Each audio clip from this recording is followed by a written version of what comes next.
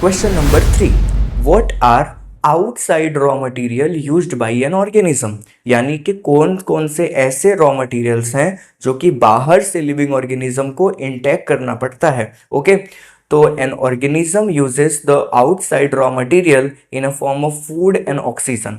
हमारी body generally अपने काम की चीज़ें खुद कर लेती है, पर उसको ये काम करने के लिए कहीं से तो एनर्जी चाहिए। तो हमारी बॉडी में जो एनर्जी को बनाने का मैकेनिज्म है ना, वो है एटीपी के फॉर्मेट में। और एटीपी क्रिएट कौन करता है बच्चों? एटीपी क्रिएट करता है माइटोकॉन्ड्रिया। लेकिन माइटोकॉन्ड्रिया को एनर्जी बनाने के लिए दो चीज़ें लगती हैं हमारी बॉडी के लिए, जो ग्लूकोज है जो कि एक फूड है, दूसरा ऑक्सीजन जो कि गैस है जिसके प्रेजेंस में एनर्जी क्रिएट होती है। ये दो चीज़ें हैं बच्चों जो हमारे लिए मेन रॉ मटेरियल है, जो कि हमारे सर्वाइवल के लिए बहुत ज़रूरी है।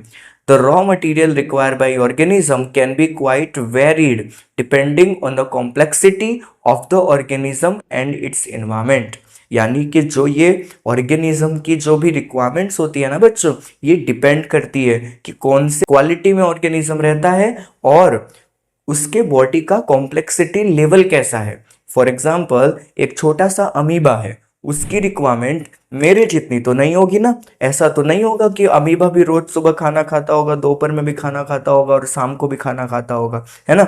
अमीबा को तो थोड़ा सा फूड दे दो और उससे उसका कई सारे टाइम तक काम हो जाता है। ओके, तो जैसे जैसे ऑर्गेनिज्म का कॉम्प्लेक्सिटी लेवल बढ़ता है बच्चों, उसी टाइप से उनका फूड का टाइप भी और उनके रॉ मटेरियल की जो रिक्वायरमेंट है ये भी चेंज होती है। ओके, फॉर एग्जांपल आप ऐसे समझो कि एक लिविंग ऑर्गेनिज्म तो प्लांट भी है, प्लांट को तो सनलाइट चाहिए ना। मैं थोड़ी ना सनलाइट पे जिंदा रह सकता हूँ, मैं जादू थोड़ी ना हूँ कि जो मैं सनलाइट पे जिंदा रह पाऊँ। ओके, तो ऐसे कंडीशन में अलग अलग ऑर्गेनिजम्स के अलग अलग रिक्वायरमेंट्स हो सकते हैं। पर जब आए बात की मेन रिक्वायरमेंट्स क्या है, तो आपको याद रखना है फूड एंड ऑक्सीजन। ओके।